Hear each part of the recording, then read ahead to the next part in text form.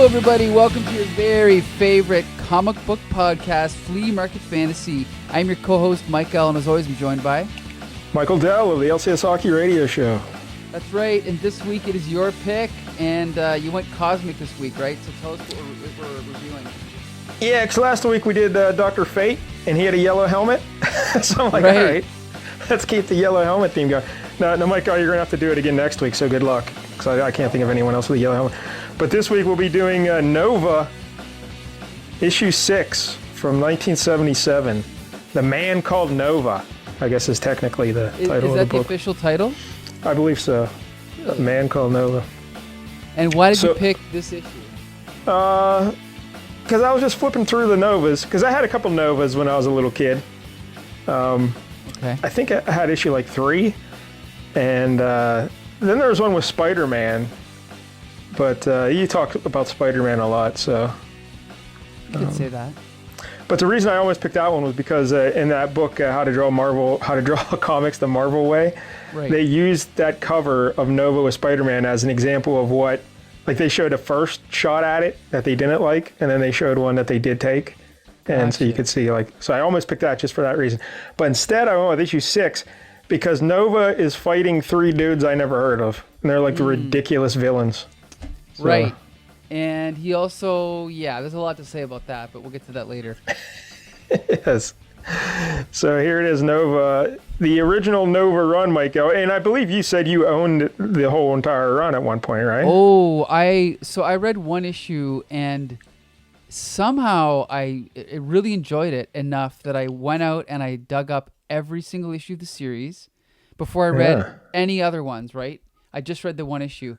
Then I sat down one day and I tried to read the whole series and I maybe got 6 issues in, gave up, and then sold them all. So sounds about right.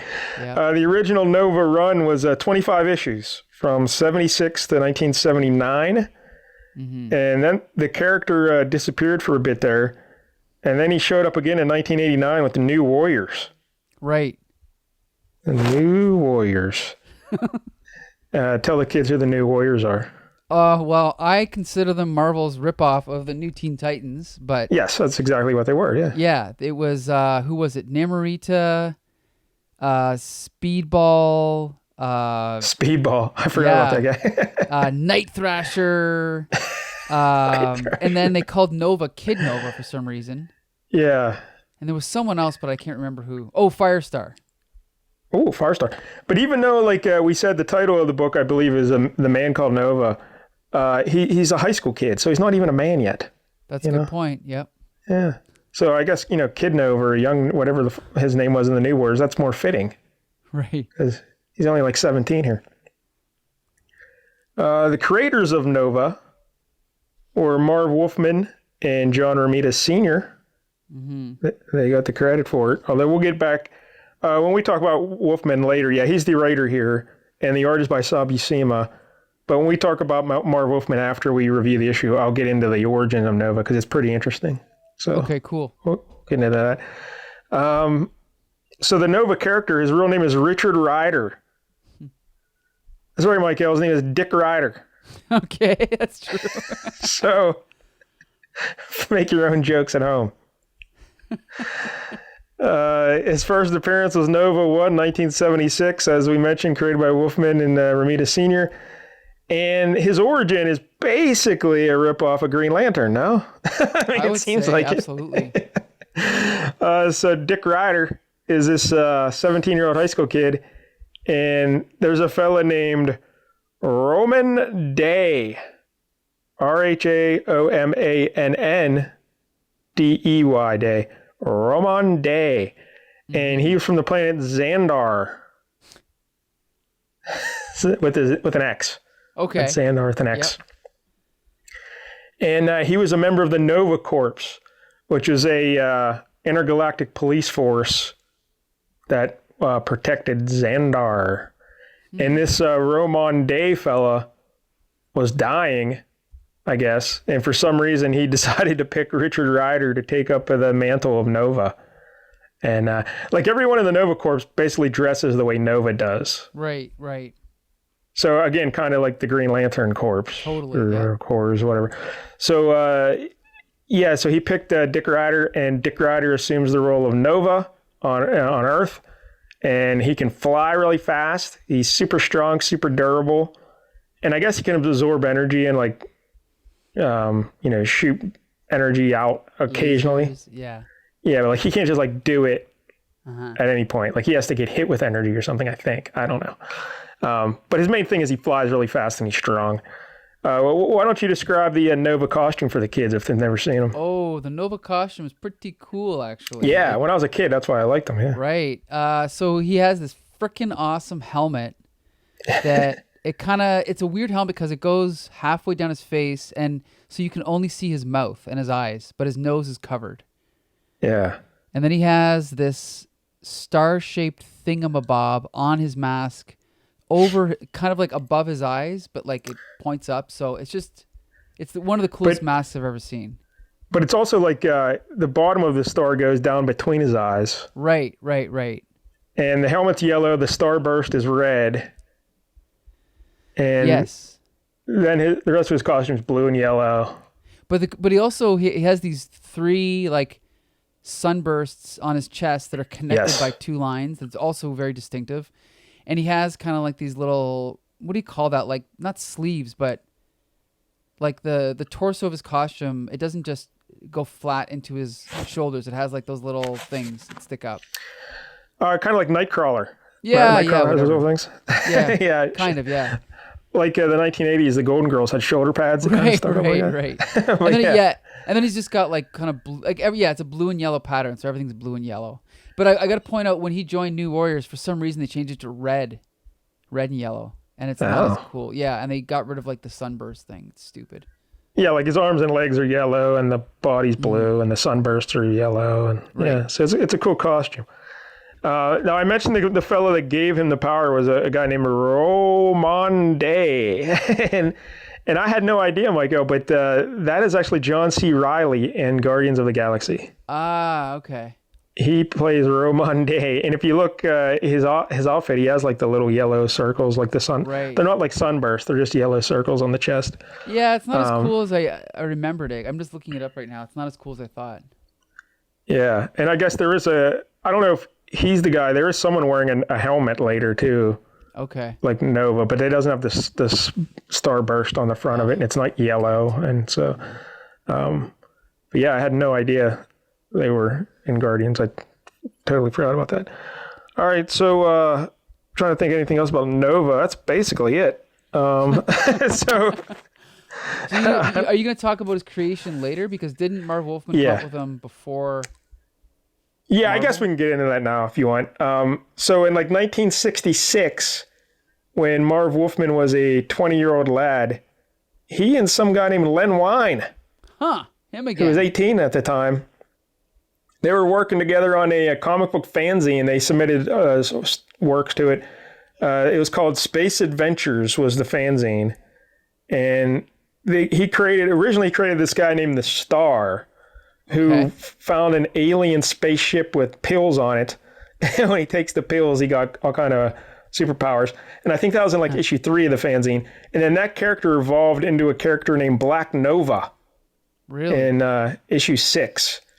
And have you ever seen pictures of Black Nova? No, but I'm looking it up right now. He looks exactly like Nova, except there's no starburst on his helmet. His helmet has like antenna. And then the starburst patterns on his chest, there were 5 instead of 3. Okay. So it's kind of like the placement of a dice, like the 5 on the face of a die. Right. Yeah, it's kind of the same pattern on his chest. And the books are in black and white, so he depicted black and white. But I guess Len Wein originally designed them to be black and yellow. Black and yellow. Okay. So when he went to Marvel then, and they wanted to create a character, he came up with the idea for just Nova, not Black Nova, just Nova. And I was just going to point out, even though he's called Black Nova, unlike other books of that time, he was not a black man. Right. So just to be clear, because comics had a point of making everyone black who was black. All right. But anyway, so when Nova was at Marvel and he was designing Nova, John Romita Jr. or Sr. looked at that same costume. They kind of just tweaked the costume a bit. Went with the 3 starbursts on the chest, and they put the starburst on the helmet and lost the antenna. But it's basically the same costume. Right. Absolutely. I mean, it's the same thing. So when Wolfman, I think this was 96 then, when Marvel was going through all their bankruptcy and stuff. And they had to list all their assets. Well, Wolfman's like, hey, I want to try and get control of Nova again. So he sued them to try and get the rights of Nova by saying that he had created Nova before Marvel, and he should still own the rights to it. And I guess this ties into Jerry Siegel and what he did with DC. Because didn't he say he had invented a Superman-like character before he started working? Well, he did, yeah. He created Superman in 35, yeah. So there you go. So that's what Wolfman was trying to bank on, that he could do the same thing. But I guess the judge ruled that the characters were, instead of looking at what was similar between the characters, they based the decision on what was different. And the judge ruled that the characters had completely different backgrounds, completely different powers, completely different like missions and goals or whatever. So despite the similarities of the costume and the name and everything, he said different characters. So Wolfman lost. And I believe from that was also the same time Wolfman tried to get the rights back to Blade, right? Blade. Yeah. And I believe one of the people that testified in court against Marv Wolfman was none other than John Byrne. Why the fuck would he testify against him? Because he is an asshole, a complete asshole. Wow. And not only did he testify against them, when Marv Wolfman was giving his, whatever it's called, cross-examination, John Byrne was making faces at him while he was like sitting in the audience or whatever. Yeah, he's a total dick. What the hell? Yep. Yeah. Way to support the team, Byrne. Yeah. Way to stick loyal to those creators. Way to go, buddy.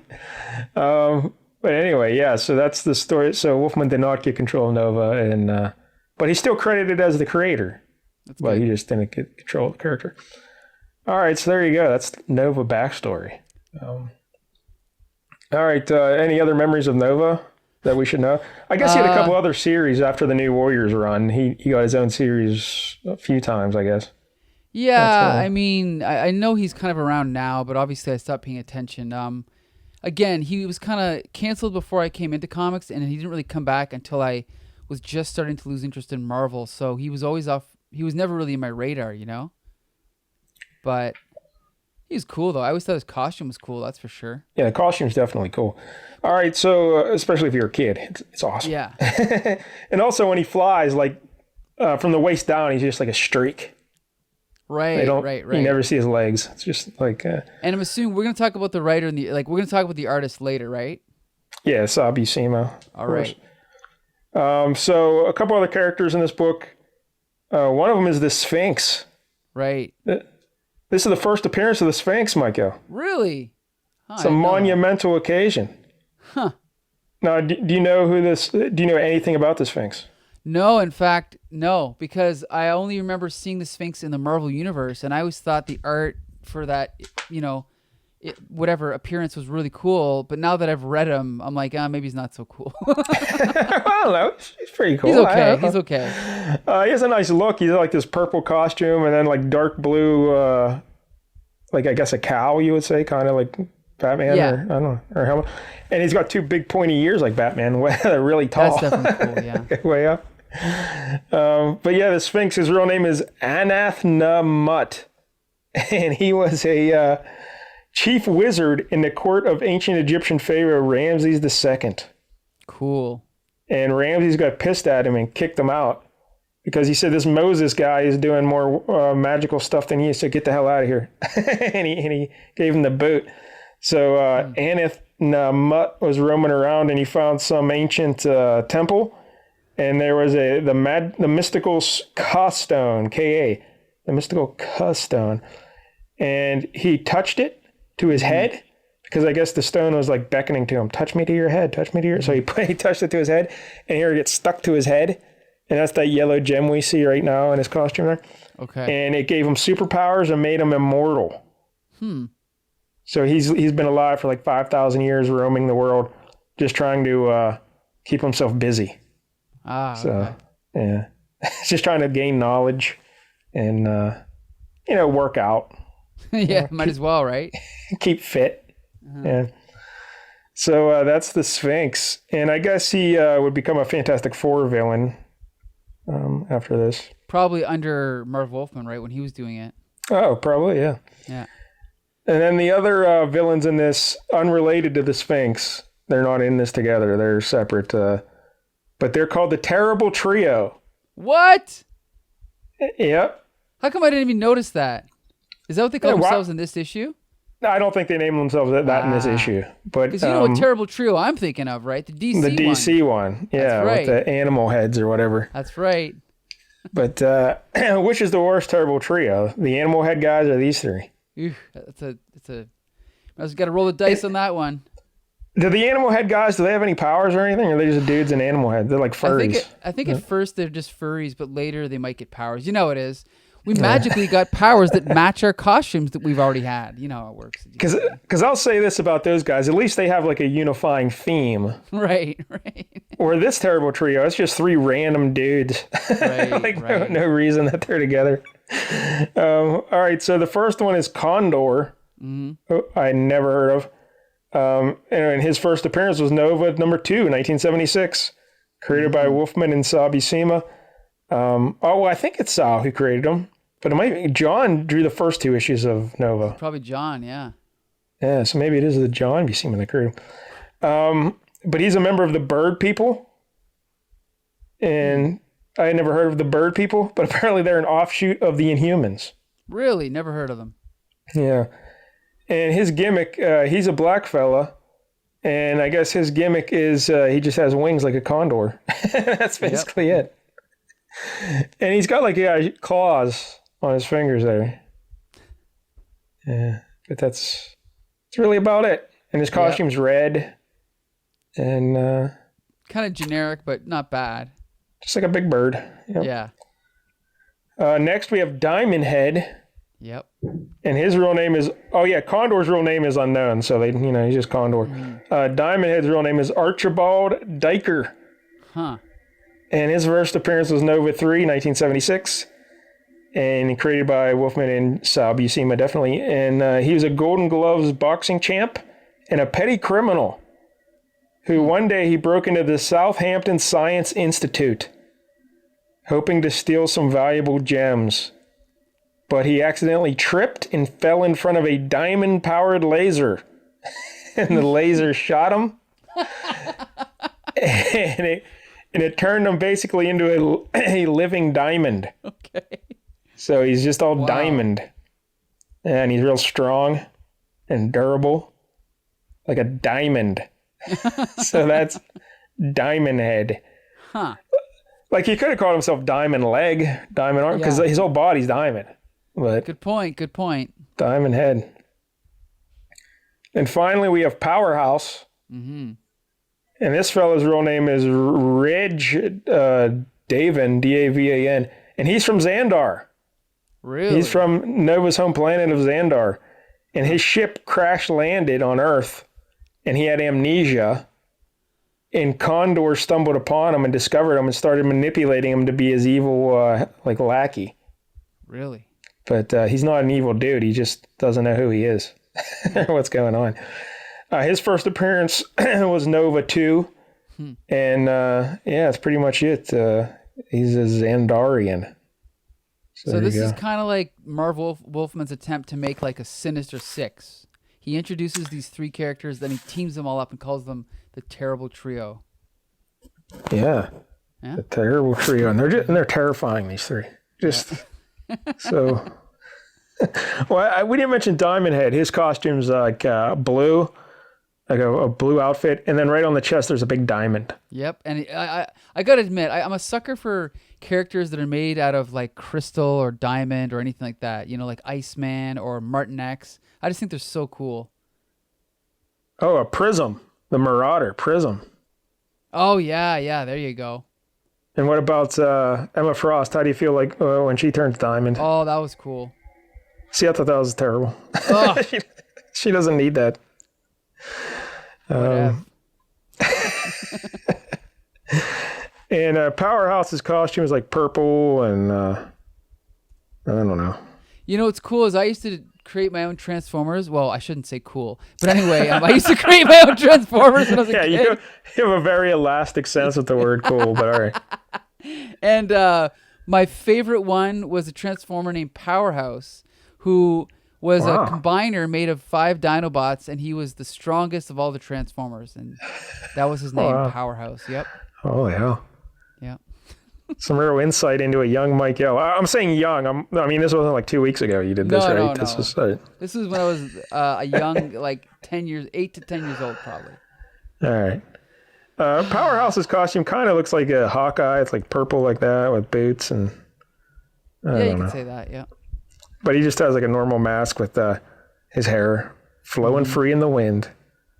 But all right, so there you go. Those are all the key players here. There's a couple other guys we'll mention as we go along. But the Man Called Nova, issue 6. Let's look at the cover, Michael. All right, we got the classic Marvel Comics Marvel Comics group strip across the top. We got the tiny lettering Nova, right, just to tell you what it is in case you're just looking at the top. Oh, yeah. We got 30 cents is the price. February, we got this awesome corner box drawing of Nova, probably by John Buscema, right? I don't know. I'm thinking that might be John Romita Sr. Oh, it could be. Yeah, he pretty much did all of them at this point, I think. Because he did the design for so that's probably like one of the original sketches they did for the character, you know? Mm-hmm. And then we got this awesome logo, the Man Called Nova. Did I ever tell you that, like sometimes when you're in grade school and you have those little games where, you want to like give everybody a nickname so you can remember everybody's name. Like, hey, my name is Ralph, and you can call me Rascally Ralph, right? So everyone remembers. Really? You did this in Canada? Oh, yeah. This is a thing? This is a thing. So for me, when it got to my turn, I said, Mike, but you can just call me the Man Called Mike. That's pretty funny. Mm-hmm. The Man Called Mike. No one got it. But anyway, okay, back to the comic. I don't know why they Yeah, but the Nova, the font there for the Nova name, it's like shooting out of the page at you. Oh, it's awesome. And there's a little like sunburst between the O and the V. That's so right. It's like, It's a great logo. It's pretty good. Yeah, and then we have what we call a design faux pas, in my opinion. Where the That's what I wanted to bring up. Right. That's another reason why I picked this, because I wanted to talk about this cover. Yeah, we got the lead hero with his back to the reader, so we can't see his face. It's so weird. Yeah, and even it's a full body shot of Nova, but we just see his back. And on the back, there's a big sunburst on the back of his costume too. And I'll tell you, I actually made the thumbnail for this episode before we started, and it was tough because you can't see the That's damn what I was thinking of when I picked this. So, I'm like, I want to see what Mike-DELL does for the thumbnail. Yeah. Well, yeah. I mean, I did what I could, right? But, yeah.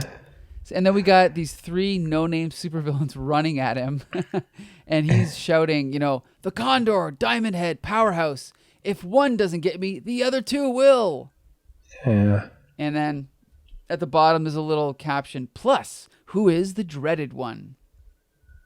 Yeah. Spoiler alert, the dreaded one is the Sphinx, if you're wondering. Do you know who drew this, Mike-DELL? What? Oh, do you know who drew this cover? Who did it? Dave Cockrum. Really? Oh, cool. He must have done a lot in these days, eh? Yeah, it seems that way.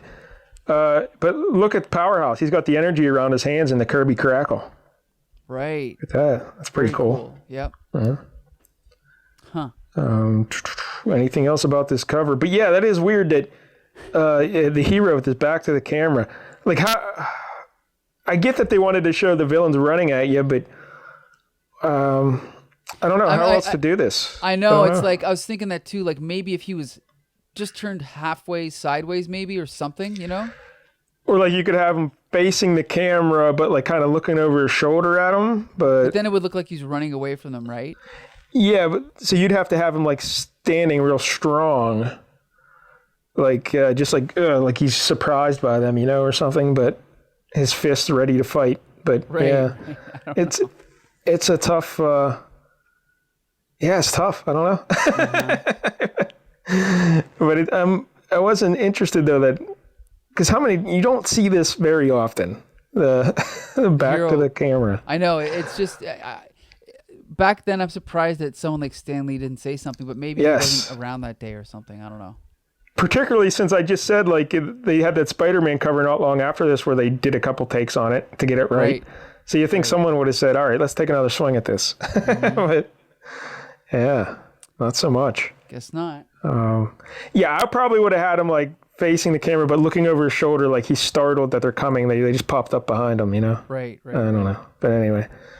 All right, so The Man Called Nova. Would you like to, the splash page, there's a little intro above the Stanley Presents. Sure. Would you like to read that? So when Richard Rider, teenager, was blasted by a light bolt from beyond the stars, he suddenly found himself transformed into one of the most powerful men on Earth, invulnerable, able to fly at Nova speed. Stronger than any 10 men, the young high school student donned the costume of his alien benefactor to become a champion of justice. Stan Lee presents The Man Called Nova. I love it. Again, just as like an editor, I want to point out, like, look at the capitalization in that. It's weird. They capitalize Nova Speed and they hyphenate it. So, all right. But then they also capitalize high school. Yeah, and, that makes, yeah. And Alien and Champion of Justice. So I guess they want your eye to really be drawn to those key things. High school. Well, maybe Nova Speed is something Alien. they were trying to copyright, you know? I don't know. Yeah, but I was more concerned about high school and Alien. But I guess maybe they want you to, like, those are the things you come away with. Nova Speed, high school, Alien. Could be. I don't know. It's weird. Anyway, so yeah, Marv Wolfman is the writer-editor here. Sal Buscema and Frank Giacoia are the artists. Joe Rosen, the letterer. And Mary Severin is the colorist. I think it's Marie, isn't it? Marie. Oh, yeah. Marie Severin. Severin, yeah. So how about that? What was I going to say? That's something else here. I don't know. I forget. Oh, well, I was going to try and think how old Wolfman would be here. I guess he'd be about 17. 31. I think 31. Oh, really? I thought he was younger than that. This is 76, 77. So okay. he'd actually be 31, I think, right? Wow. Okay. So Over the hill. Yeah. So the Sphinx is, I guess, the title of this. It's a nice splash page, though. Good image of the Sphinx sitting in his throne. Yeah. He looks a little Thanos-like. Yes, I was actually thinking that totally. Yep. Yeah. And by the way, I want to confirm that I didn't realize this, but apparently the Sphinx is black. Because I found images of him on a website called, let me just bring it back up here. Well, he was in ancient Egypt, so he's an Egyptian, you know. I mean, that's debatable. I'm just saying that I found him on a website called, World of Black Heroes. Ryan Frazier's World of Black Heroes. So I guess he's considered black. Interesting. Yep. But anyway. All right. So I thought for sure this was not Sphinx's first appearance. I thought he'd already been in the previous issue, but I guess not.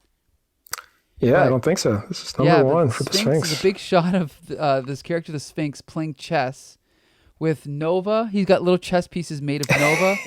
and the three villains on the front. So that's awesome. How do you think he made those? Like, I guess he has the powers to make those because, like, who do you contract out to do that? You know? Like, yeah, exactly. I don't know. It's a lot of work. Maybe he's been alive for 5,000 years, so maybe he whittled them himself and painted them, and yeah. So again, I got to point out already, this is textbook How to Draw Comics the Marvel Way. Like, the storytelling here is so good. But we see Sphinx playing chess, and then on the next page we see one of his minions like skulk in. Yeah, his name's Kerr, K-U-R, Kerr. Right. And he's like, "Is there anything you require, Master? Your faithful servant is ready to cater to your whims." And basically, Sphinx is very dismissive of him. He's like, "You faithful Kerr," and basically, he's just dissing him. So the guy's trying to kiss up to him, and so then Sphinx walks away, and then the next panel, he gets so annoyed with him, he just backhands him across the room. Swack. Swack. Yeah, this Sal Buscema shot of this guy just flying through the air. I love it. And Kerr's like a little Weasley guy, skinny and wearing a skirt. Right, right. Yeah. And again, Sphinx is very Thanos-like in his size and his body. And dig his belt, Mike. He's got an Ankh symbol right on his belt. Oh, that's right. The Ankh. That's the running theme lately, eh? Dr. Fate. Yeah. Ankh. And then I love, again, the storytelling. We're right in the next panel. Now he's in a different room. And he's coming through the doorway, pushing open the curtains. And we see this, like, kind of wizard-type character, standing over, like, a cauldron almost. And... I love this, how Sphinx is this big tough guy and he's talking to him. But then this guy turns his head and then we see Sphinx kind of cower in almost fear. And he's like, oh, he's studying. Oh, he's learning. Sometimes I feel I'd prefer your humble existence to... What? Your face! I told you never to turn it to me. Away from me, Sage. Turn it away. Oh, that's his name, Sage. Yeah. But it's spelled Sayge. Right. And I love his retort. You saw it again? Of course I did, as you knew I would. Why do you insist on showing me that lie? I love this dialogue. And just to be clear, we can't see his face. He's wearing a big white robe and it's shrouding his face, so we can't see his face. But I guess it's not that he's ugly. It's that his face reflects the Sphinx's future. Right. And the Sphinx is terrified of it. So I love it. It's very good. Yeah. And then and then I love this line here. I keep Kerr with me because he reminds me of what I once was. I keep you because you tell me what I will be. And then of course he's like looking to the heavens. By the gods, why? Why do I allow myself to be so tortured? Why do I allow myself to suffer? So basically he's planning out, right, how he's gonna manipulate Nova, right? Yeah, because basically the Sphinx, like we said, he's been alive for 5,000 years. He wants to die. He doesn't want to be alive anymore. And he's trying to figure out a way to lose his immortality. And he believes Nova, because he's an alien and he has conscious beyond human, like he knows things humans don't know. Maybe he will be able to solve the riddle of how he can die. Mm-hmm. So that's what he's going for here. So he picks up a rose and crushes it, and then the scene ends. And then we cut over to Nova just hanging out. well, he's on top of a building looking down, and I guess this is where his helmet is wired into like the police. But the police dispatcher is his mother. Yes. It's very strange. Very strange. So whenever he hears these police calls, it's actually his mother's voice he hears, which is really an odd choice, but whatever. Yeah, he's like, aha, my helmet radio was right. Something is going on at that bank. Only I arrived too late to prevent any damage. Figures. And we look down, there's a boom, the front of the bank's blowing out. And by the time I learn anything, half the U.S. could be looted. Yeah, so he has these powers, but he doesn't really know how to use them fully yet. Right. It's kind of like a Greatest American Hero thing. Yeah. Yes. Not quite that, because he can fly and stuff, but he's not clumsy when he flies, but he's still learning his powers, though. So. Right. And even though he's 17, he is jacked. That's true. That's true. He doesn't look like a teenager, yeah. No. He should have been drawing him like Ditko Spider-Man here. Right. Skinny, yep. Yeah. So basically he flies in and smashes through these guys, and then one of the guys smashes a chair over his back. Yeah, it's like a WWE match breaks out. Bang. And then he pulls a gun on him, but then Nova grabs the gun and crushes it with his hand. Yeah, because he hits Nova with the chair, knocks him down. It seems like Nova's down for the count because he got hit with a chair.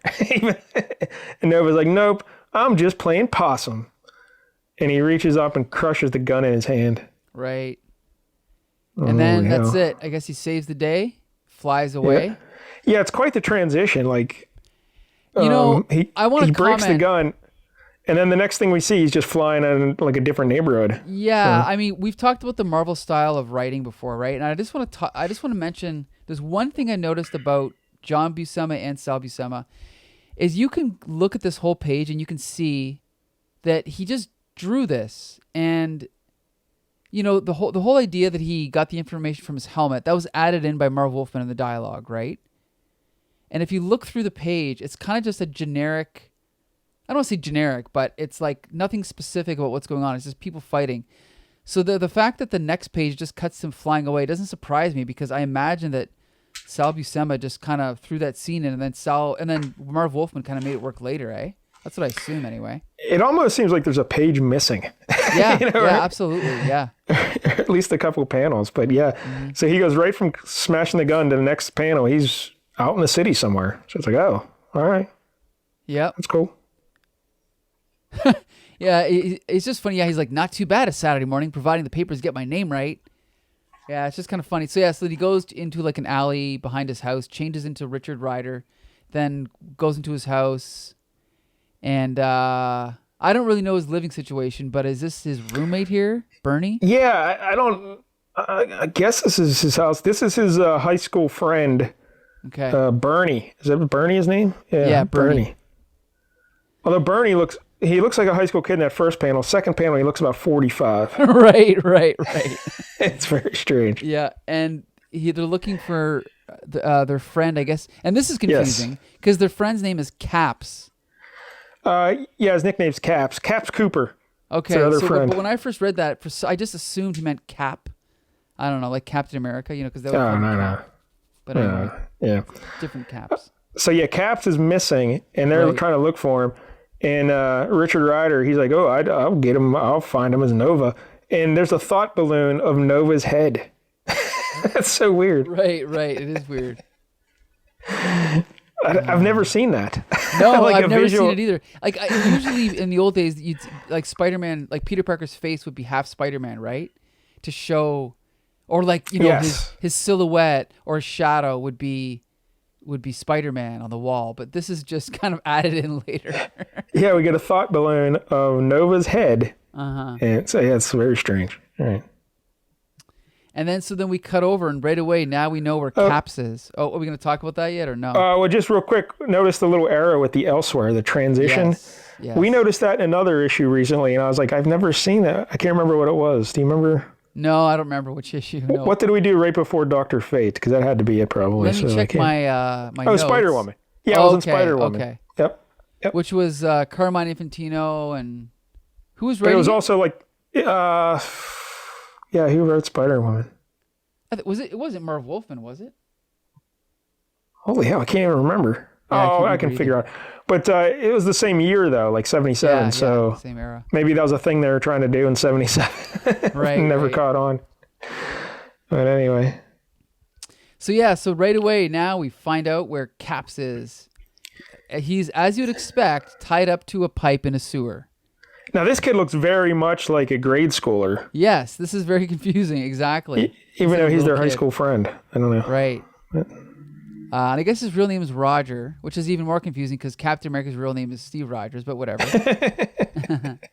And this guy's got him tied up, this guy in a trench coat and a hat, and I guess he's pissed off because somehow this kid, he made this guy's face disappear off of his face. Well, the kid... All right, this guy is called Mega Man. Okay. And the Nova I had, I think it was issue 7, maybe 7 or 8 or something, but Mega Man was the villain in the issue I had as a kid. But yeah, his face is just pink. There's nothing. Like some shadows where the nose and the eyes would be, I guess, but just nothing. And his real name is Nathan Cooper, and he's Caps Cooper's uncle. Okay. And I guess they were in an accident together. Like they drove into a lake or something. I don't know. He kind of explains it here. And Caps ran to get help, but the uncle thought that Caps did it to him, that he pushed him in the lake or I don't know. Okay. And then there was some sort of chemical in the lake or something that turned him into Mega Man. So I don't know. Huh. So now to get his nephew back, he's going to tie him to a drain pipe in the sewers and let him drown in the sewers. Oh, okay. My uncle did the same thing to me when I was a kid. Of course. Everyone's got an uncle like that. But anyway. Yeah. So yeah, basically he leaves him there and he's going to wait for the water to rise and this kid's going to drown, right? Yep. And it's a really cool shot of the water kind of rising and we see rats in the foreground. It's just a cool shot. Yeah, the rats are like, hey, what's up with this kid? I don't know. And so, and this is a really awkward thing where yes, the narration is commenting on like the structure of the book, and so the narration is like, which is all we're gonna say about that this month. And now let's go back in time 2 weeks. yeah, for just two panels. Yeah. So now we cut over to Diamondback and what's his name? Condor. Diamond Head. Oh yeah, Condor. Diamond Head and Condor. And this is apparently a scene from Nova number 3. And this is where I guess Nova thought these two had been destroyed, but they're actually still alive, or maybe it was just one of them.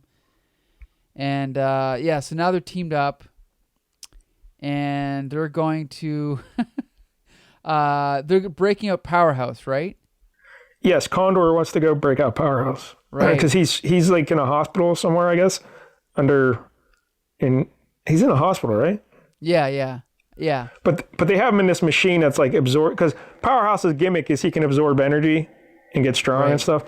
And so he's in some like iron lung-like contraption that's preventing him from absorbing energy.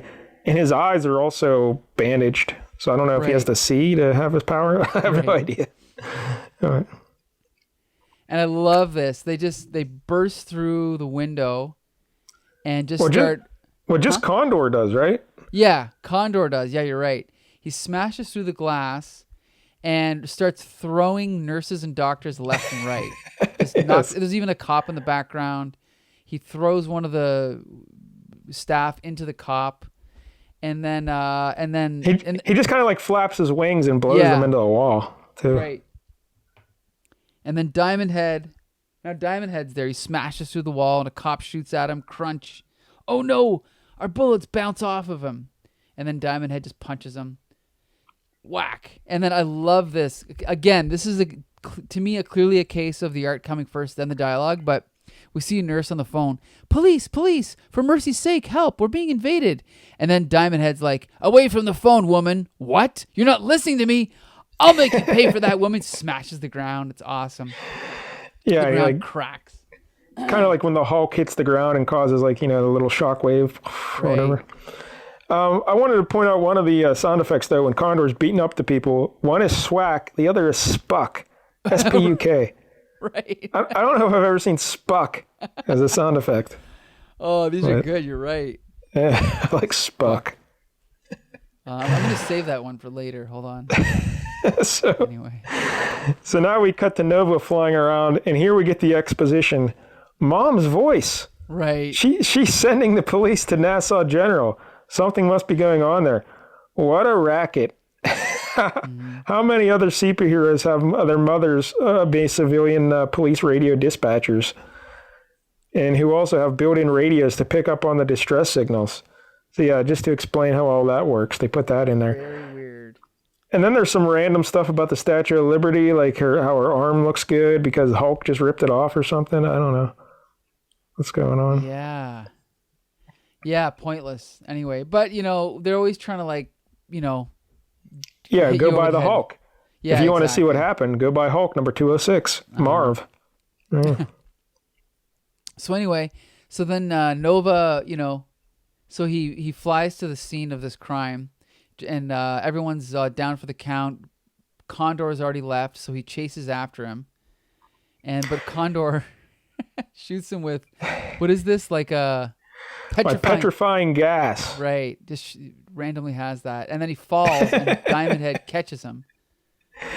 Yeah, and I guess Diamond Head was also carrying Powerhouse, right? Because I don't know. Because their whole plan was to break out Powerhouse, yet Condor's flying away. He's not carrying him, right. And then Diamond Head's not.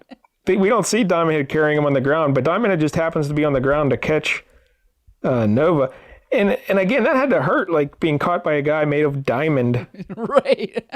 Good point. But at least Nova is, because if he's like a normal dude, like he would just be cut into 3 sections, right? If you but I guess he's a strong, durable dude, so he can take it. Yeah. But so I guess Powerhouse is somewhere. I don't know. But because then Powerhouse wakes up, they're in Condor's evil lair. And this Condor guy is like a scientific genius as well, I guess. He's got all these computers and whatnot. Yeah. But I guess he stole these computers, though, from Powerhouse's spaceship. Okay. Because remember we said he crashed on Earth? And I think Condor took control of the computers and stuff. So, all right.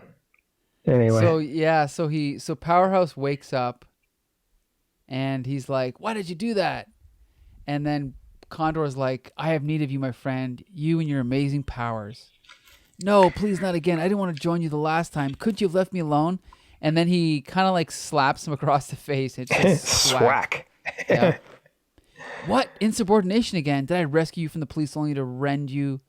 Does it say rend? Yeah, rend you myself. "You are mine, Powerhouse, mine to command, and you will obey the Condor." And then he talks about how he's got Nova like strapped up on this doohickey thing on the, and then he slaps him again. Oh yeah, and then he flashes back to Powerhouse being lost at sea in this like rubber dinghy. What the hell is this? "Or did you conveniently forget it was the Condor who plucked you from the ravaging seas when your powers siphoned all the life aboard the ocean vessel you traveled on?" Awesome. Yeah, so Nova's like unconscious strapped to this table. Yeah. But it's a vertical table. Right, yeah, whatever you call that, yeah. Yeah. So Powerhouse decides he's going to go along with their plan, and then in thought bubbles, "for now." Yeah. Oh, of course, yep. And so I love this. So then Condor turns on this computer that's like analyzing, it's like scanning Nova's brain. And so it has like a printout on the screen or whatever you call that of all this information, like Nova, subjective age 17, powers alien in origin, self or semi-impervious skin. And then he's like, "Don't be skeptical, my Crystallian friend. Read the computer printout." Then it says 5 minutes later, "An alien computer network, one more advanced than my own." I guess that came out in this computer printout thing. It's really awkward, though. So awkward.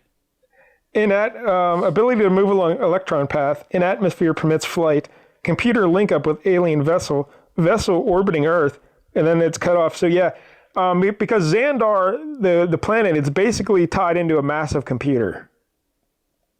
But they don't make that clear here at all. No. Like, it'd be nice, again, if we saw an image of that, like maybe on the screen. Like, what? Let's put it this way. Instead of having that first panel and then saying 5 minutes later, why couldn't they just have that first panel just be that computer? Right? Or something. Or at least say that computer exists. Right. Because I guess the whole planet is kind of like a computer. And that's why the Sphinx wants to go to that planet later on. And he eventually goes there and tries to absorb all the knowledge out of that computer. But that 5 minutes later is just added in there to explain what they could have learned that wasn't on the previous panel. Yeah. Hey, the Marvel way of doing things has some pitfalls, you know? The old Marvel sure does. Marvel method. But so anyway. So then I guess Powerhouse So then I guess Powerhouse, is he like touching Nova? Because no, he's secretly absorbing the energy from the machine that's imprisoning Nova. Okay. Then Condor, Nova wakes up. Yeah, so Condor looks over and he's like, "You're glowing, you fool. You're absorbing the computer's energy, preventing me from keeping Nova in stagnation. You're sabotaging me, and I'll get you for that." And he smacks him again. Swack. "I'll get you for that." And then, Powerhouse punches Condor, though. Right. He's like, "I'm not taking this." Thoom. This is funny. And then Nova finally wakes up. "Condor, Powerhouse, Diamond Head, they've teamed together. Well, why didn't someone tell me there'd be days like this when I signed on as a superhero?" So then they all surround him, and then he flies and punches Condor, thwam.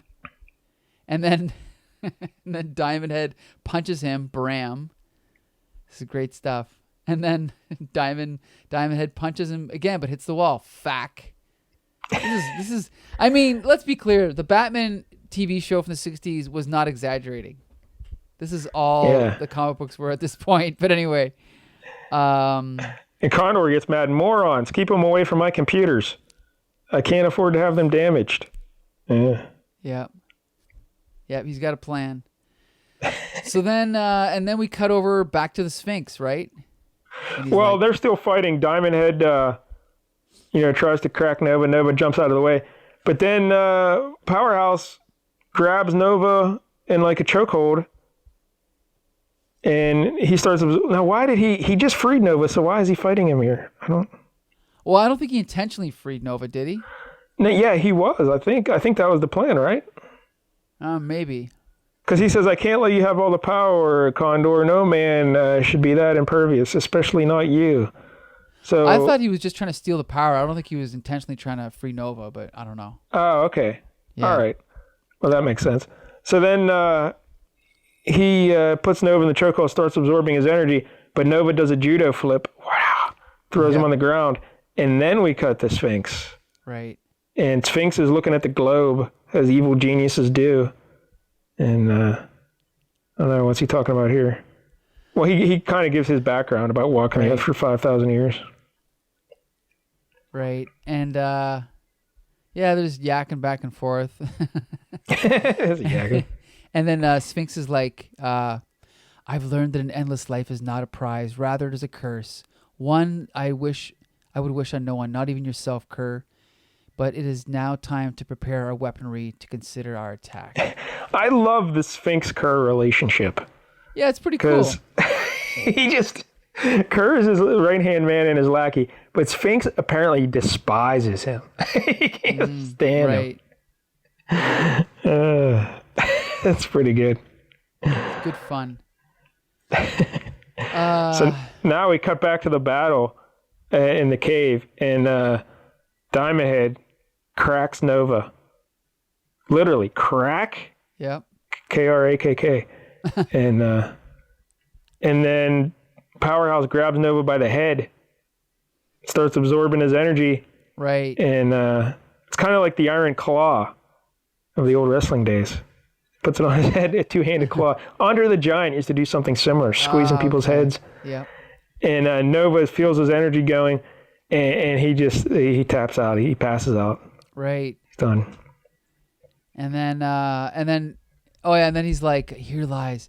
So he lies there helpless because of what I did to him. These hands, these charged hands hold in them power beyond life and death. These cursed hands. These cursed hands. Oh, right. And because but the picture shows his hands charged, and it's a cool image. Yeah, I like how he did the fingers. Very but it's just it's very melodramatic, right? He's like, how long will this madness continue? How long will it be before I become a killer? He's all guilty. And then Condor is like, silence, you did what you had to do. Quickly now, place him back on the computer. Get back down to business, right? Yep. So it puts him on the table, and they hook up the device again, and like they're zapping his brain. And I guess now he's like, the procedure is complete. So then Nova wakes back up, and he gets off the table. I love this. And he's like, are you all right, young one? You, Condor, I don't like being called young one. The name's Nova. He punches him in, I'm pretty sure, the dick. Because the way the Condor recoils, like, what is that position, eh? Yeah, like his ass is flying towards us, kind of to the like left to right, and his legs are out, and then he's bent over in the middle, so his arms are extended beneath his legs. Right, exactly. Oh my God, that's so funny. Swak. Oh. Right in the linus. Just punches him right in the line. And then he's all injured. Condor's like, "Oh, that's impossible. Because my computers, they always work. I brainwash you." But Nova's like, "Don't know why I was on that table, and frankly, I don't care. From now, what does he say? From now on, nothing is done without my saying so. Because Nova's the new star here. Nova's the boss of this gang." Right. And he hits himself on the chest. And so then we cut to the Sphinx. And the Sphinx is looking at his little chess pieces again. And he's got like a crystal ball.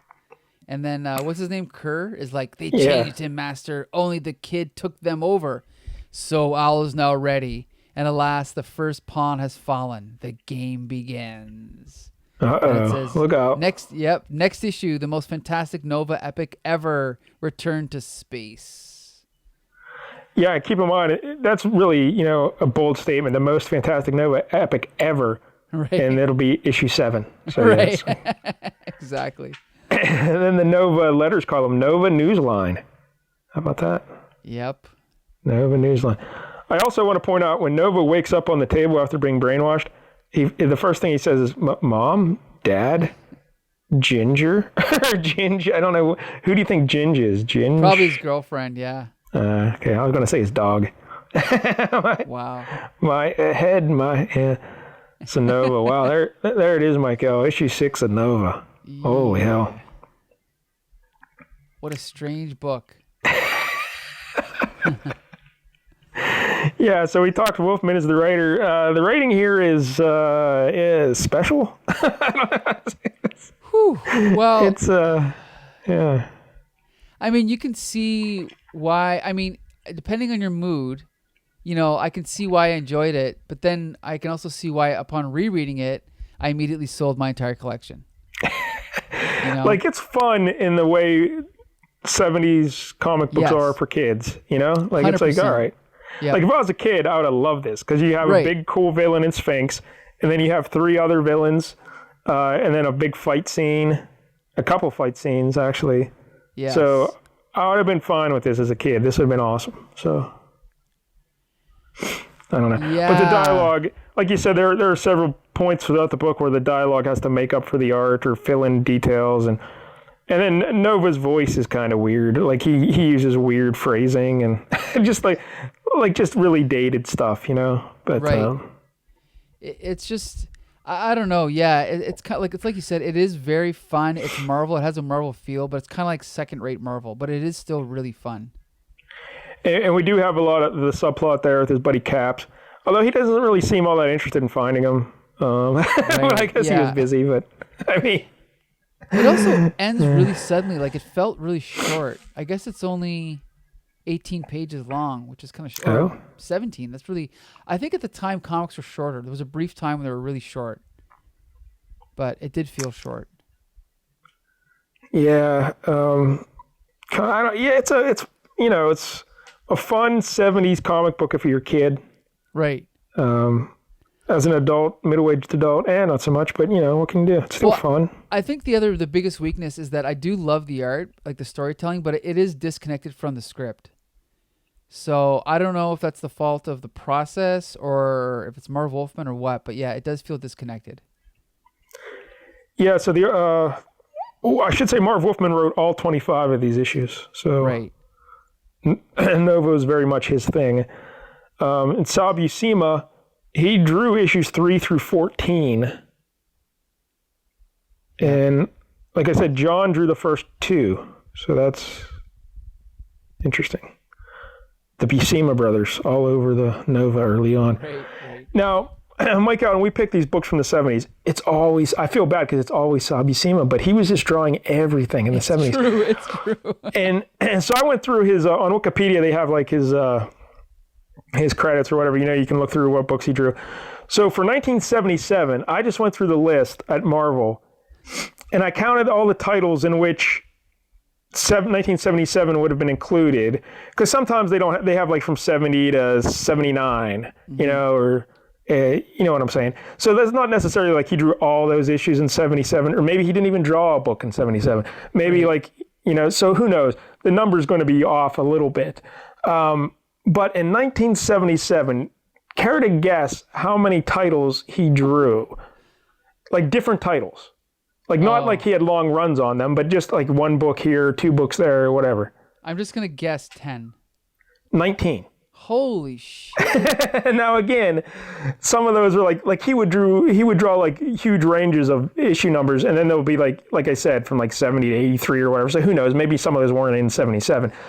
But still, that's crazy. Yes. 19 different titles in 1 year. And like his big thing at the time was Hulk. He was drawing Hulk at this time, and Nova, and he did some Miss Marvel, I know, in 77, and some other sporadic issues here or there and stuff. But he was just doing everything in the 1970s, so the late 70s. So it's tough to pick a book from that era without getting Sal Buscema drawing it. It's just, it's crazy. Yeah, he did everything. And I think this is a pretty good example of Sal's work. I mean, this is pretty solid. Yes, for again, Sal. The storytelling's great. Like, there's probably not one panel that you'd look at and say is spectacular, but the storytelling is so good. I love that splash page of Sphinx. I think that was great. Yeah, that's a great way to get you into the book. And just some of the facial shots of Condor are cool. Like, it's just classic comic book Buscema art. Right. Like, you definitely can recognize John's style in here as well, even though it's Sal drawing this. Right. And the sound effects, we will never forget Spuck. No. So. Yeah, and this is the thing is, this is one of those ones where, again, because I have so many comics, my interest sputtered out. But now that I'm rereading it, I'm like, oh man, I kind of want to go back and reread some of these now. Because it is fun. I guess for Spuck, like, that's the letterer doing that, right? So. Yeah.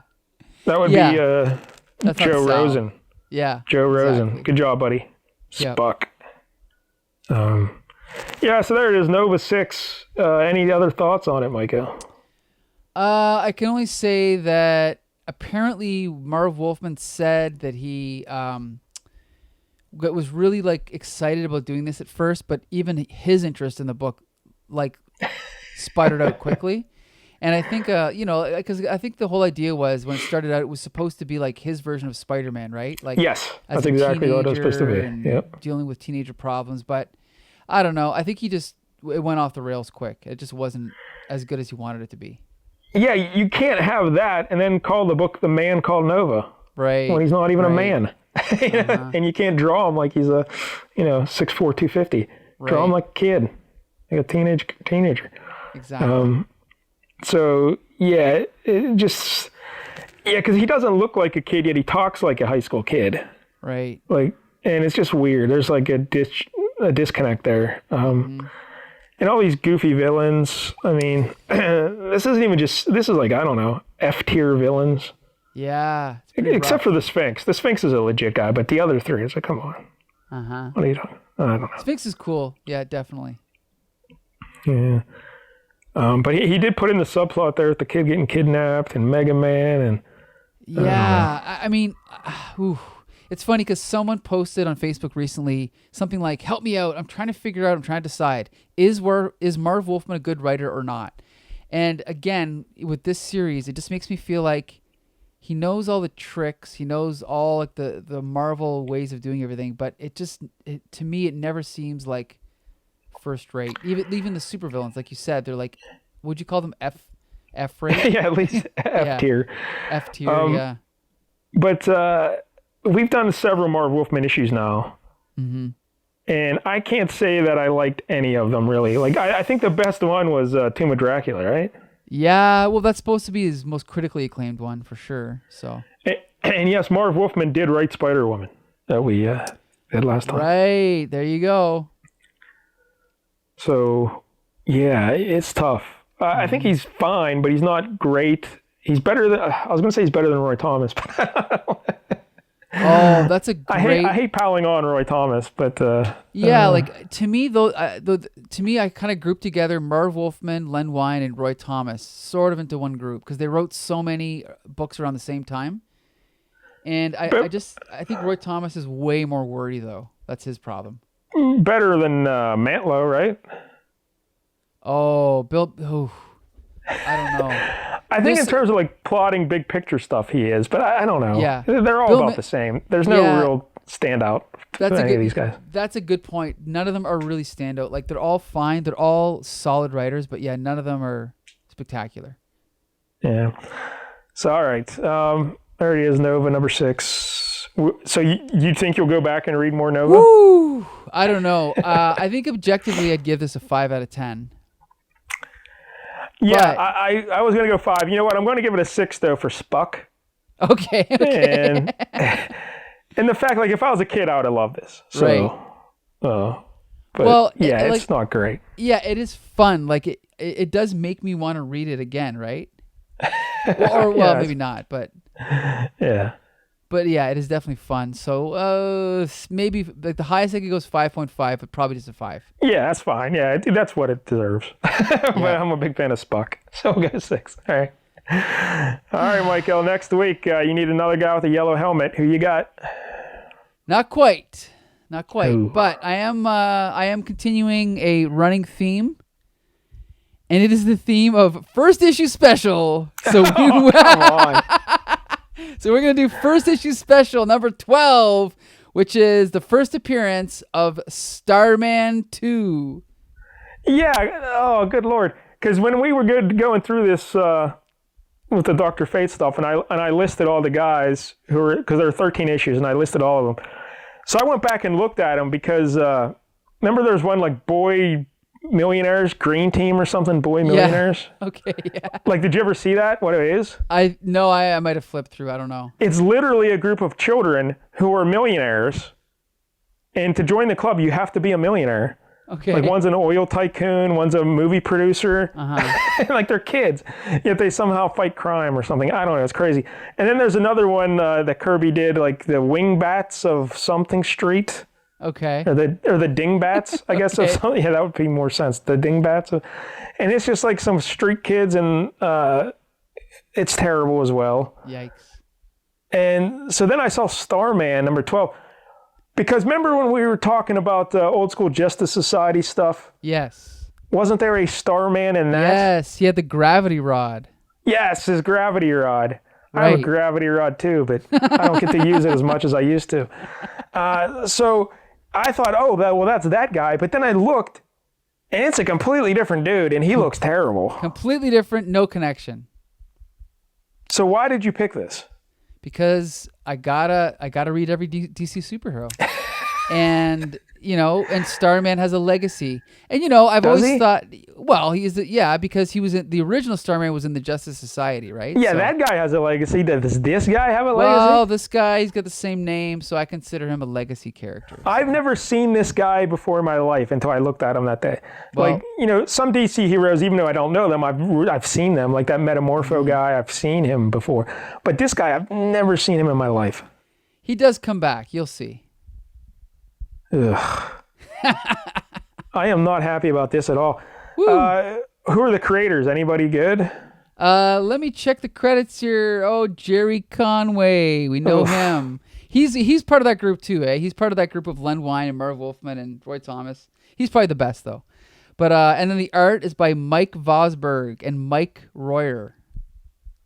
Okay, I know those names, but I can't think of anything what they would have done. But I have encountered those names before. Yeah, there you go.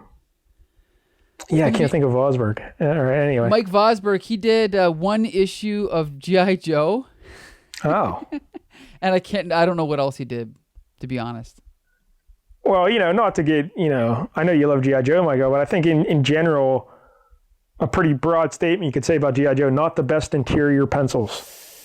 Yeah, that's true. I could definitely give you that. But I know they had some Mike Golden covers every once in a while, but the interior's not so good. Yeah. All right. So first issue special, number 12. That's right. Starman. That's right. So every week, Flea Market Fantasy reviews a different Bronze Age comic book. One week I pick, the next week. Well, wait a minute. Let me just say this, though, Mike. You're interfering with my wrap-up? Yes. Okay. Yes, I am interfering with the wrap-up because it just dawned on me. This means you're picking the same book 2 weeks in a row. That's like 2 consecutive picks from the same book.